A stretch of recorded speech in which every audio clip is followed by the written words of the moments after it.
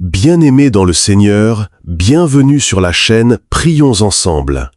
Si tu es ici en cet instant, crois-le profondément, ce n'est pas un hasard. Dieu connaît le chemin précis qui t'a conduit jusqu'à cette prière. Il connaît les pensées qui t'accompagnent en ce moment. Il connaît l'attente silencieuse qui habite ton cœur. Il connaît ton besoin, même celui que tu n'as confié à personne. Il connaît aussi les mots que tu n'arrives pas à formuler, ces soupirs intérieurs qui montent vers lui sans phrase construite. Ici, tu n'es pas un simple spectateur qui écoute de loin. Tu es un cœur qui espère, une âme qui cherche la lumière au milieu de l'incertitude. Un enfant de Dieu accueilli avec douceur, respect et bienveillance. Que tu viennes avec une foi solide comme un roc, ou avec une foi fragile comme une flamme tremblante, tu es à ta place. Que ton besoin soit urgent, visible ou caché, Dieu le connaît déjà. Rien n'est trop petit pour lui, rien n'est trop compliqué pour sa grâce, rien n'est trop tard pour son intervention. Peut-être que tu arrives ici fatigué, peut-être que tu portes un fardeau que personne ne voit, peut-être que tu te sens fort à l'intérieur, mais vulnérable à l'intérieur. Ce soir, tu n'as pas besoin de te justifier ni de prouver quoi que ce soit. Tu peux simplement être vrai devant Dieu. Ce soir, nous prions ensemble pour tous les besoins urgents. Nous prions pour les miracles là où tout semble bloqué, pour les guérisons là où la douleur s'est installée, pour les délivrances là où l'oppression fatigue l'âme. Nous déposons nos fardeaux avec confiance, sachant que le ciel n'est jamais indifférent à nos larmes. Chaque larme est vue, chaque cri est entendu, chaque prière est recueillie. Cette prière n'est pas un hasard. C'est peut-être le début de ta restauration. Aujourd'hui, parlons des cycles familiaux. Il y a des phrases qui collent à la peau comme une étiquette invisible. Chez nous, on n'a jamais eu d'argent. Dans notre famille, personne ne réussit vraiment. On est comme ça, c'est notre réalité. Peut-être que tu as entendu ces mots à table, dans la cuisine, dans des conversations sérieuses ou même dites avec un petit rire fataliste. Et sans t'en rendre compte, tu as commencé à y croire. Tu as peut-être grandi en voyant tes parents lutter, compter chaque pièce, repousser des rêves. Et tu t'es dit « je ferai mieux ». Mais aujourd'hui, tu as 25, 30, 35 ans et parfois tu as l'impression que l'histoire se répète. Mais écoute bien ceci. Jérémie 29, verset 11 déclare « Car je connais les projets que j'ai formés sur vous, dit l'Éternel, projets de paix et non de malheur, afin de vous donner un avenir et de l'espérance. » Dieu n'a pas écrit la stagnation dans ton destin. Il n'a pas signé un contrat avec la pauvreté pour t'aligner. Regarde Ruth en Ruth chapitre 2. Elle était d'étrangère, pauvre, veuve. Tout semblait fermé. Pourtant, Dieu l'a conduite dans le champ de Boaz. Un simple champ est devenu un lieu de faveur, un lieu de restauration, un lieu de changement de destinée. Regarde David en 1 Samuel 17. Un simple berger, oublié même par son père. Mais Dieu voyait un roi là où les autres voyaient un enfant insignifiant. Ce que ta famille a vécu n'est pas une prophétie pour ton avenir. Seigneur, nous te demandons aujourd'hui de couper les paroles négatives prononcées sur notre lignée. Brise les déclarations limitantes, brise les mentalités de survie. Renouvelle notre intelligence selon Romains 12, verset 2. Change notre manière de penser, change notre manière de voir l'argent, change notre manière de voir les opportunités. Donne-nous la discipline financière, apprends-nous à gérer avec sagesse. Donne-nous la persévérance quand les résultats tardent. Inspire-nous des idées nouvelles, créatives, courageuses. Maintenant, fais silence quelques secondes. Écoute. Laisse Dieu remplacer les anciennes voix par sa vérité. Je déclare que ta famille ne sera plus définie par le passé, mais par la promesse. Non plus par l'histoire, mais par la parole de Dieu. Un nouveau chapitre commence. Parlons de la peur. Parce que derrière la pauvreté, il y a souvent une émotion silencieuse qui s'installe. La peur. Peur des factures qui arrivent trop vite. Peur du compte bancaire qui descend trop vite. Peur du lendemain. Peur de ne pas être assez. Peur d'échouer encore une fois alors que tu as déjà tout donné.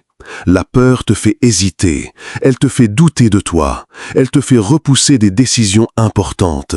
Elle te murmure « Et si ça ne marche pas ?» Elle te dit « Ne prends pas de risques, tu vas encore perdre. » Et parfois, elle t'empêche même de prier avec foi. Mais la parole de Dieu est claire. 2 Timothée 1, verset 7 déclare « Car ce n'est pas un esprit de peur que Dieu nous a donné, mais un esprit de force, d'amour et de sagesse. » La peur ne vient pas de Dieu. Regarde Pierre en Luc 5. Toute la nuit il a travaillé. Rien, pas un poisson. Fatigue, frustration, déception, peut-être même un peu de honte. Et pourtant, quand Jésus lui dit de jeter les filets encore une fois, Pierre aurait pu répondre « Seigneur, tu ne comprends pas, j'ai déjà essayé. » Mais il a obéi. Et l'obéissance après l'échec a produit l'abondance. Peut-être que toi aussi, tu as essayé. Un projet, une candidature, une formation, une entreprise. Et tu n'as pas vu les résultats espérés. La peur te dit d'abandonner, mais Dieu te dit de jeter les filets encore une fois. Seigneur, apprends-nous à obéir même après l'échec. Donne-nous la force de recommencer sans amertume. Donne-nous le courage d'envoyer encore un CV, de relancer encore un client, de croire encore à une idée. Nous te confions nos projets, nos dossiers en attente, nos entretiens, nos entreprises, nos rêves. Purifie nos intentions. Que nous cherchions d'abord ton royaume et ta justice selon Matthieu 6, verset 33. Que notre ambition ne soit pas orgueil, mais responsabilité. Que notre désir de prospérité soit aligné avec ta volonté. Chasse la peur de nos cœurs, remplis-nous de paix, remplis-nous de foi, remplis-nous de sagesse. Je déclare aujourd'hui que la peur quitte ta maison. Elle ne dirigera plus tes décisions. Elle ne paralysera plus ton avenir. La foi prend sa place. Parlons de la gestion, parce qu'il faut le dire avec honnêteté et douceur. Parfois, la bénédiction est déjà là, mais la gestion manque. Parfois, ce n'est pas l'absence totale de ressources, mais l'absence d'organisation. Parfois, ce n'est pas que Dieu n'a pas donné, mais que nous n'avons pas appris à administrer. Et ce n'est pas une accusation, c'est une invitation à grandir. Dans Matthieu 25, Jésus raconte la parabole des talents. Un maître confie des biens à ses serviteurs. À l'un, 5 talents, à l'autre 2, à l'autre 1. Celui qui a été fidèle dans peu a reçu davantage. Celui qui a enterré par peur a perdu même ce qu'il avait. Cette parabole ne parle pas seulement d'argent, elle parle de responsabilité, de maturité, de gestion. Peut-être que tu pries pour plus de revenus, plus d'opportunités, plus d'abondance. Mais Dieu regarde aussi comment tu gères le peu actuel.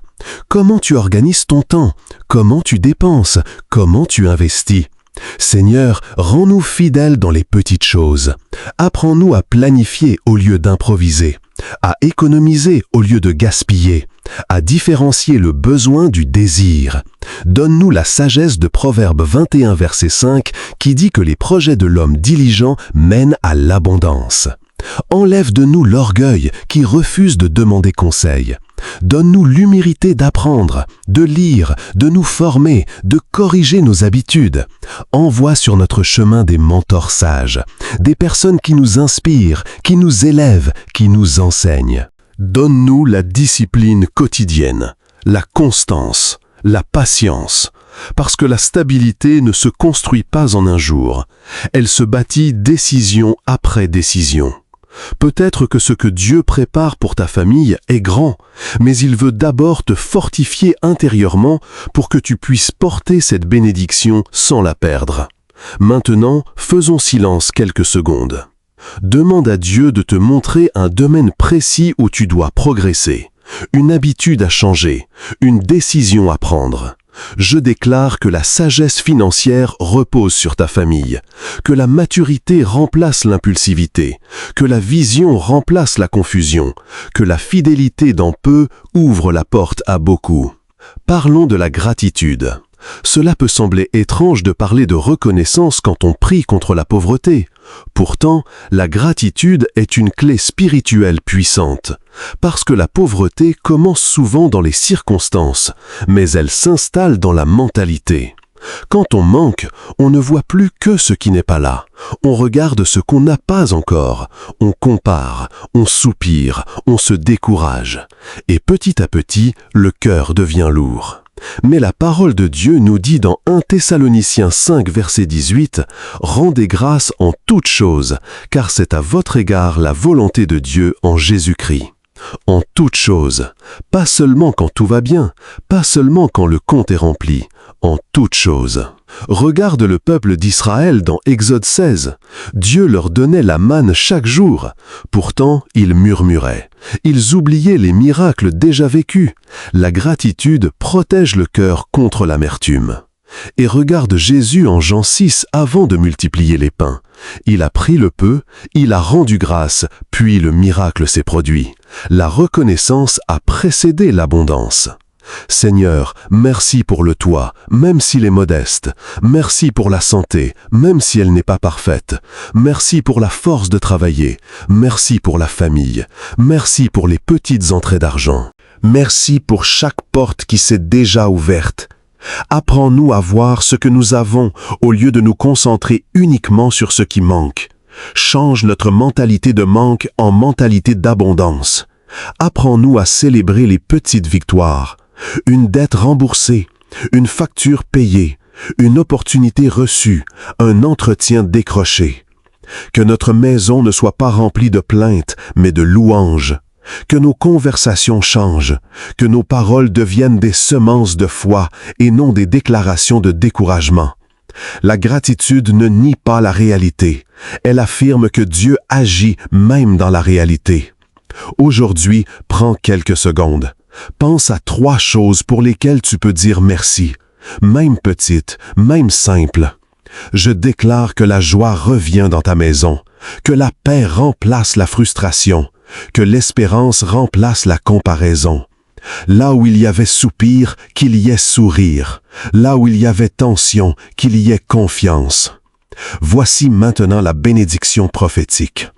Après avoir parlé des cycles, de la peur, de la gestion, de la gratitude, nous arrivons au moment de déclarer. Parce qu'il y a un temps pour demander et il y a un temps pour proclamer avec foi. Le psaume 112 dit au verset 3, « La richesse et l'abondance sont dans sa maison, et sa justice subsiste à jamais. » Cette parole n'est pas réservée à une élite spirituelle. Elle concerne le juste, celui qui craint l'Éternel, celui qui choisit d'honorer Dieu même dans l'attente. Aujourd'hui, je me tiens avec toi dans la foi.